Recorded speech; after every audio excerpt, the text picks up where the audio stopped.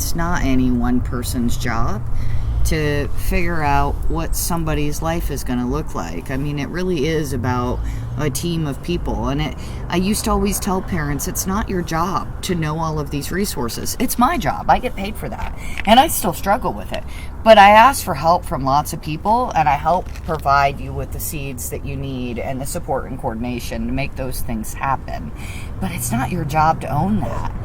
I mean, at some point, your kid hits 18, they hit 19, they hit 20, and they may have disabilities. They may have things that are going to be, we're not going to walk down the beaten path of me enrolling in the military or me going off to college, but it could look very similar to that with a little bit of support.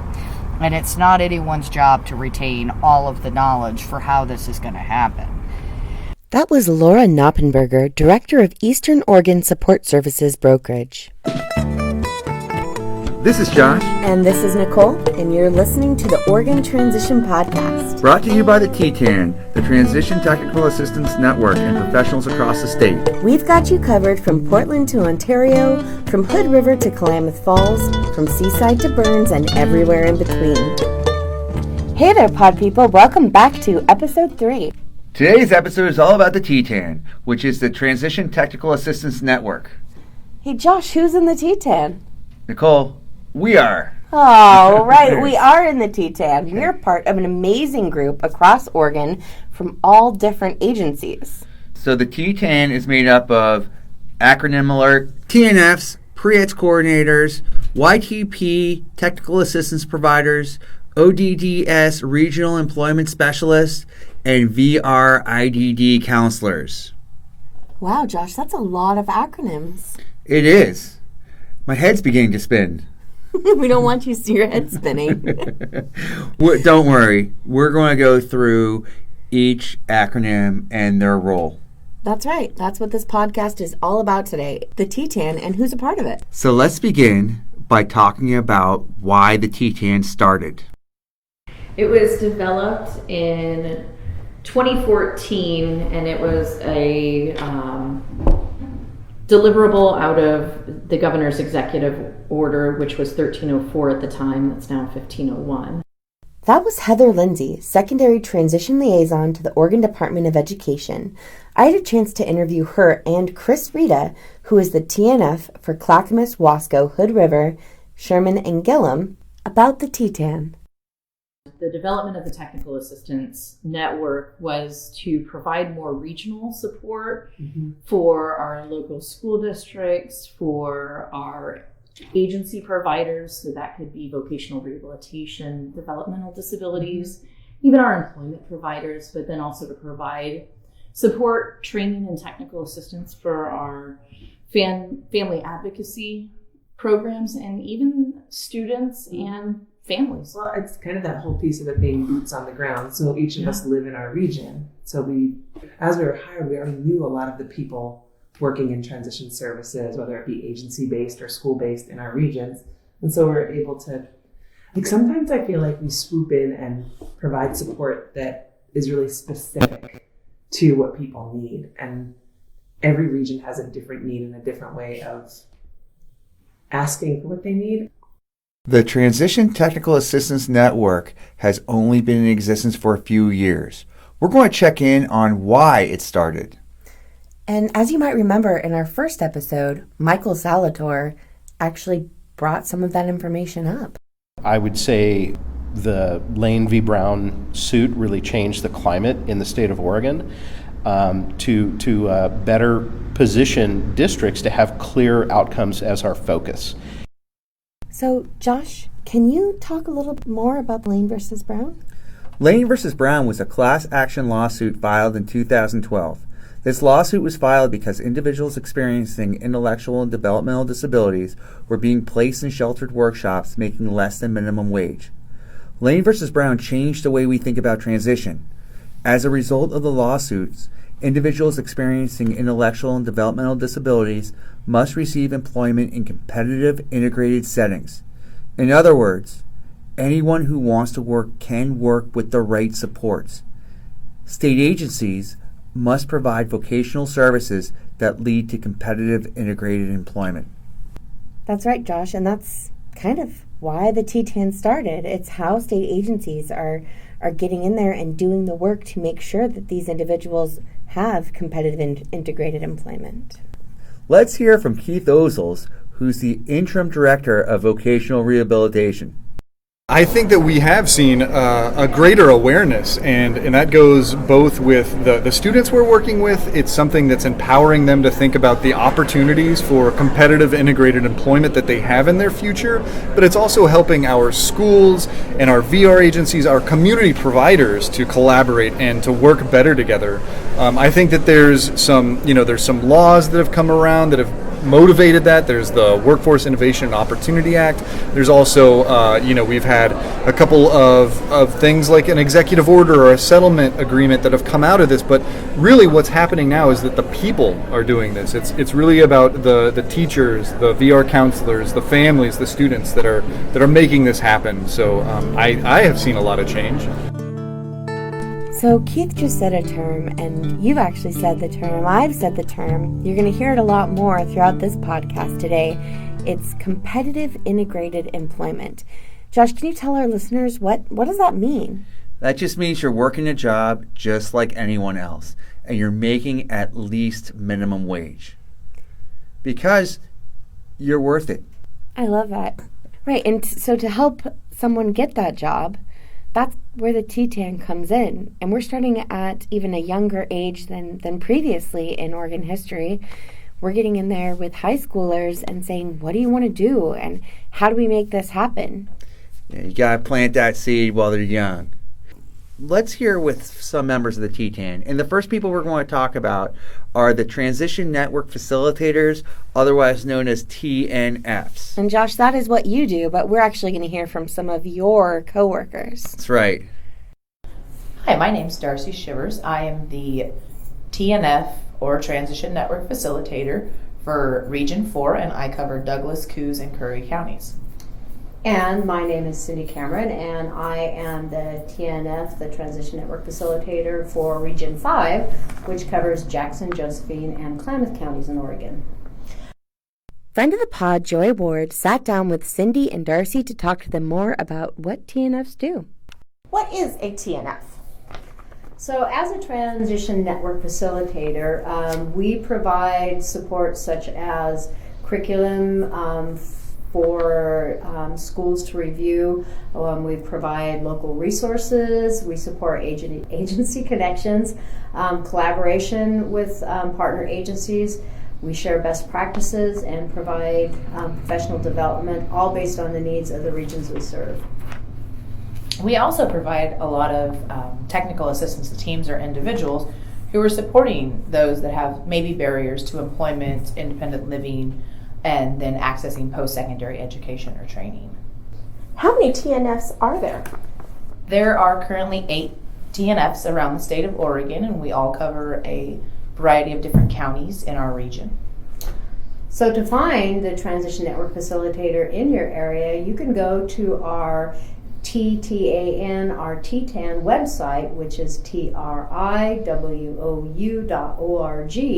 and search underneath the tab, Find Your TNF.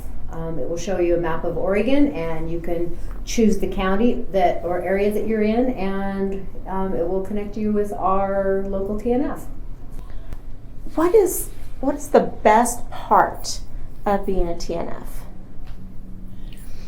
So for me, the best part really is being able to assist education staff and service providers in really helping best serve those that need the assistance with that transition period. Again, whether it is independent living, competitive community integrated employment, or post-secondary education. Thank you, Darcy. So Cindy, what is the best part of being a TNF for you? So I think the thing that I really enjoy is working with schools and our partner agencies or organizations, collaborating, supporting them, finding what we can do to braid and blend services and resources that support our youth that might have some barriers towards independent living or employment or training or post-secondary opportunities. So Josh, you're a TNF. Did they get it right? Oh yeah, they got it. That's exactly what we do.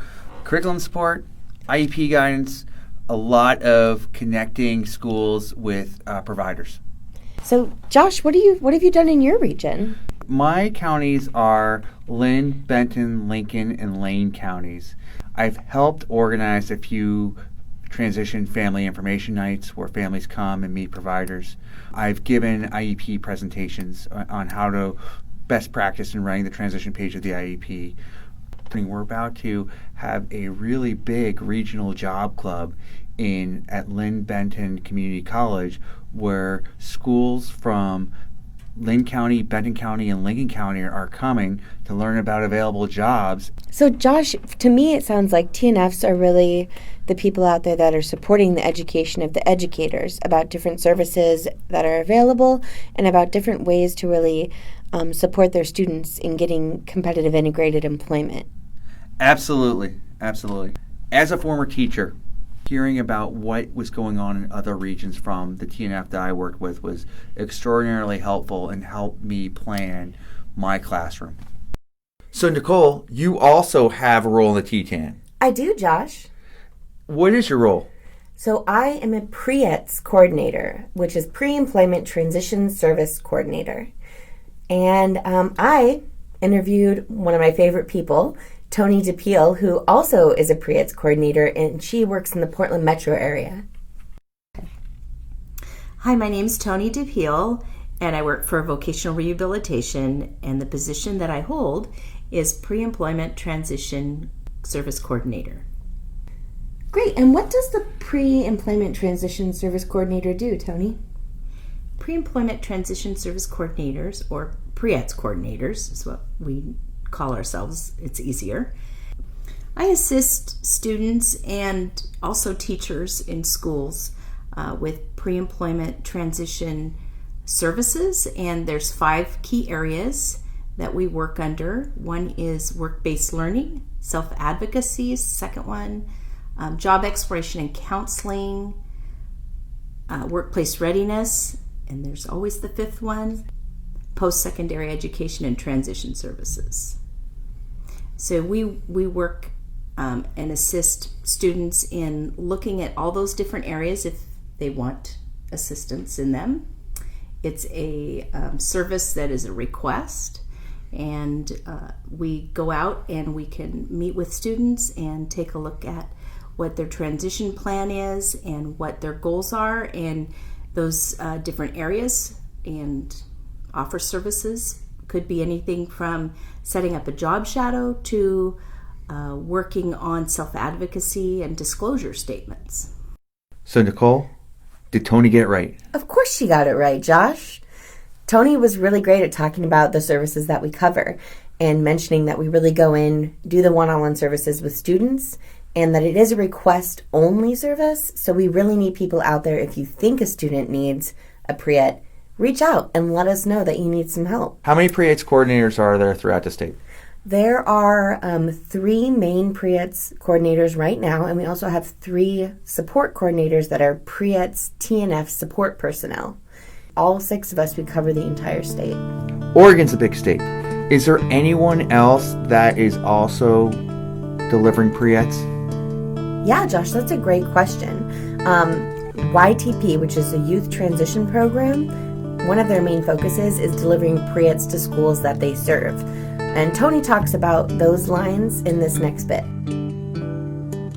Well, some schools actually quite a few schools in Oregon have the Youth Transition Program, YTP, where they have a transition specialist that works in the schools with students. But not all high schools in transition programs have the YTP grant, and so they don't have specialists that work individually or assist teachers with ideas for transition curriculum or just activities. And so the goal is that we assist schools that request the help and help them with their programs, and we help students individually if they have a request, but we also will help teach a whole class a workshop, or we'll just go in and talk with teachers and staff about how they can implement transition activities in the 5 PREET areas. If I'm a student, how do I know that Preets exist? Josh, that's a great question. Our hope is that by us going out there and telling school districts that the service is available, that the information will trickle down to them. It's not really feasible for us to connect with every single student that's eligible. That's why we target teachers and special education directors, and we make sure that vocational rehabilitation counselors are aware that they can refer students to us. So that's kind of how we're getting the word out about Preets. So if I'm a teacher in a classroom, I should let my students know about the 5 Preets, how they can request them. That leads me to my next question. How do I request Preets?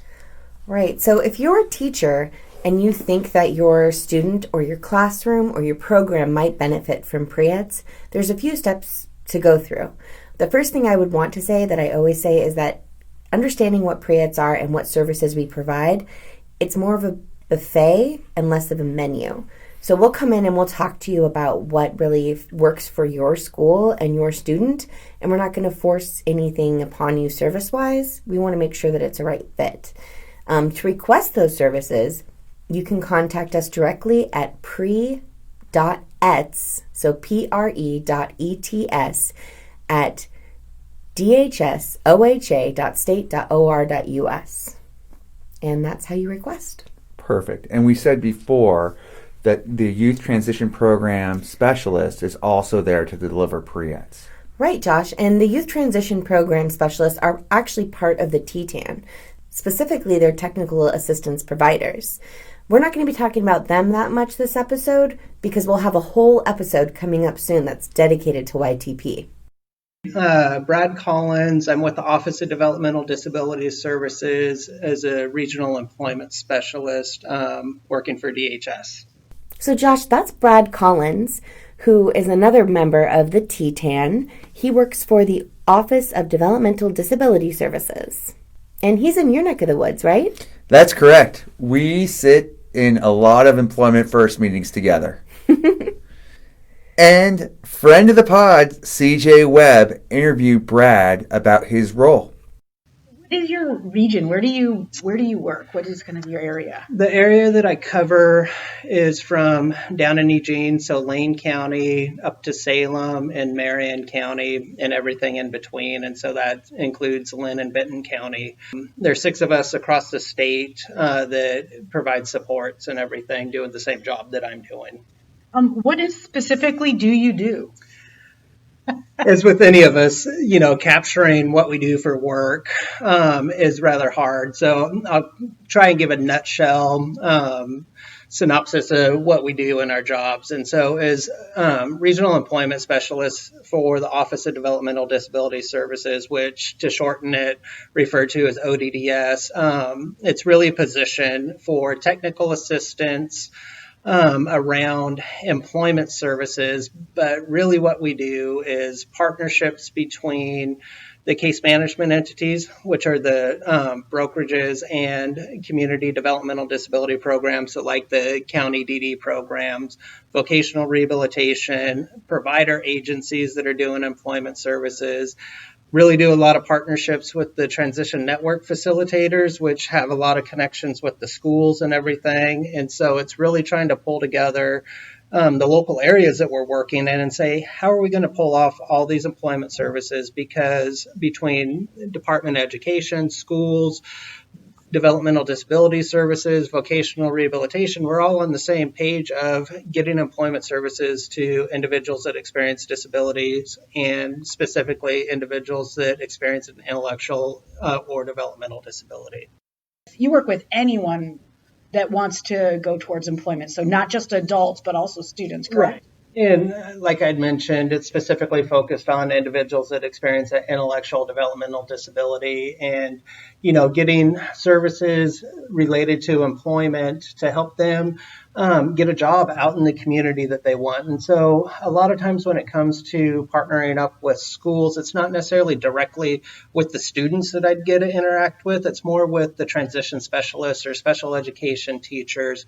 So a lot with the fancy term of technical assistance, a lot of what we get to do is pulling the local areas together where you have everybody in the room. So that could be employment providers, vocational rehabilitation counselors, transition specialists, special education teachers, the time special education directors, service coordinators, personal agents, and we're all talking about what's our role as it relates to employment. How can we get services structured in a way that makes sense within the school, within vocational rehabilitation, within the developmental disability system, so through the brokerages or the CDDPs, and say we all have similar goals that can line up. So if we're working together early and often, especially with the student that's still connected to schools, then they really see that everybody's pulling in the same direction and talking the same thing. So it's really looking at how do we get everybody on the same page.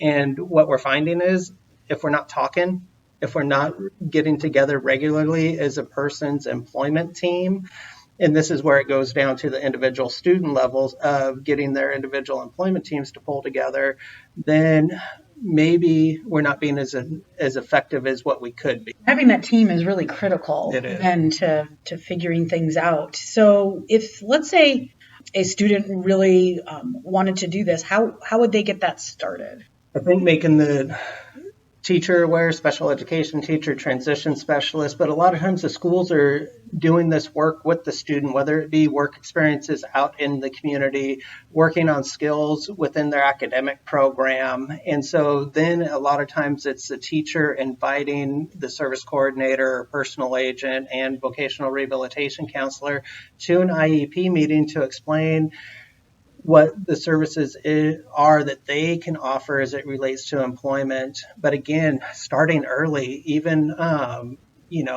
before they maybe get into a transition program, start in their high school program, start at age of transition, like 16 years old, and connecting up at those IEP meetings, but pulling in the outside from school services to really see how to make all this flow for a student. So what I'm hearing Brad say is it takes a team. And if a teacher has a student who wants to work, the teacher should pull in all the partners that would support that student. So if the student has an intellectual or developmental disability, the teacher might pull in the student services coordinator from the county developmental disability program and might enroll a VR counselor from vocational rehabilitation. Didn't see that one coming. And Josh, I think it's important to clarify that even if the teacher does pull the team together, that they really need to make sure that they're getting consent and that the student and family is requesting all of these team members to be there. I think that Brad really talks about how these small local teams all come together to support students. And what's great about that is that it's our larger team that is across the state that's getting involved at this local level. So not only do we have the big picture where we're thinking about what's happening statewide, but we also are very much focused on the local level of how we can support individuals within our specific regions. Exactly. And so I mentioned employment first meetings before, and Brad and I and a lot of the folks in the TTAN go to employment first meetings, which are county meetings that involve job developers, teachers, vocational rehabilitation counselors, county developmental disability services coordinators, brokerage personal agents, and other folks that support transition to try to communicate, find ways that we can collaborate, help understand each other's policies and roles, and are there to figure out the best way to support students. And Josh, I would say that anybody who's listening that is part of or one of those people that you just mentioned, if you haven't been to an employment first meeting, check one out because you might find connections to resources that you hadn't even thought of. I agree. And Employment First is there to primarily support individuals who experience intellectual and developmental disabilities. However, I feel like the strategies and the collaboration that happens can filter to those individuals that do not experience an intellectual or developmental disability. Absolutely. But still might need support through vocational rehabilitation or the youth transition program. Yeah, we're all in this together, so why not learn as much as we can? Yeah. So we're not in silos. We're not in silos. We're breaking down the silos. Breaking down the walls. Yes, I love it. For our final clip this episode, we wanted to revisit the conversation between Heather Lindsay and Chris Rita about the TTAN. It's been fun to be a part of this group because there's been so much excitement and innovation that's taken place. And I think of like the Regional Job Club, or it's been fun to see the development of projects and activities. The podcast came from a TTAN group meeting. Well, and we started out kind of, like you said, as half-time and then went full-time, but then we're bridging the gap between schools and agencies, but we also started bridging the gap between us and YTP and us and the PREETs, the Pre-Employment Transition Service Coordinators, and the collaboration keeps growing, and the TTAN keeps bringing, widening its circle and bringing more people in to provide even more supports to more agencies. Absolutely. It's fun that our small group started with 2 representatives from ODE and 8 part-time individuals, and every time we have a team meeting, our room gets bigger because there's such a need of providing supports for students on the ground. Yeah. And the regional model has really proven to be very successful. Yep. So Josh, I think it is important to mention, and we mentioned before, that there are definitely going to be some key partners of the TTAN that we don't cover today. Like I said before, we're not covering YTP because they have an episode. We're also not covering the vocational rehabilitation counselors because they'll be covered in our episode that is all about vocational rehabilitation. So keep that in mind, that our TTAN is always growing. We're always getting new people and new organizations to join. So this is an ongoing conversation of what services and agencies those are that we'll be covering again and again throughout this podcast. And we're not the only experts out there. You, at a local level, know your local area the best, know how you connect and communicate with your providers. And we want to collaborate with you. We want to support the work that you're doing with the ultimate goal of having students successfully transition to the world of work. Right. And these concepts and these people that do this work, it's not always an easy thing to understand what all of our roles are. And that's okay too. Ask questions. Ask who your provider is. Ask what they do. Re-listen to this episode if you need to, if that helps at all. But just keep the questions coming, and that's how we know what you need. Thank you for joining us on today's episode. And shout out to all of our pod people who have been supporting us along the road. And we just are so proud and honored to be part of your team. If you are interested in being on the podcast, please contact us. We would love to hear your stories. Talk to you next time. Peace out, pod people.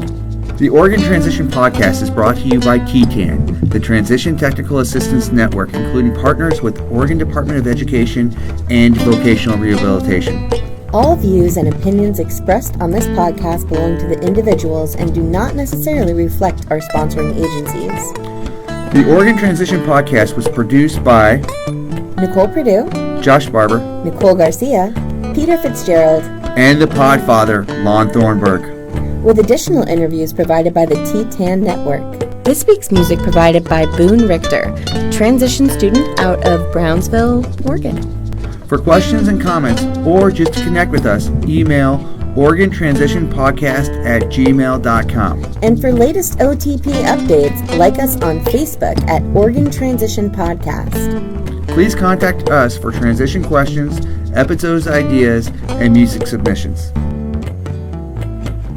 Trying to teach people skills and get them connected with resources was a lot more difficult prior to the lawsuit occurring. Since the lawsuit, there's a lot more focus on individuals way prior to ever exiting school services. So when you start talking about post-school and employment-related skills and being a contributing member of your community at the age of 14 or 15 and 16, your chances of success are much greater. I don't think anybody wants to leave school and not have an impact on the community that they live in.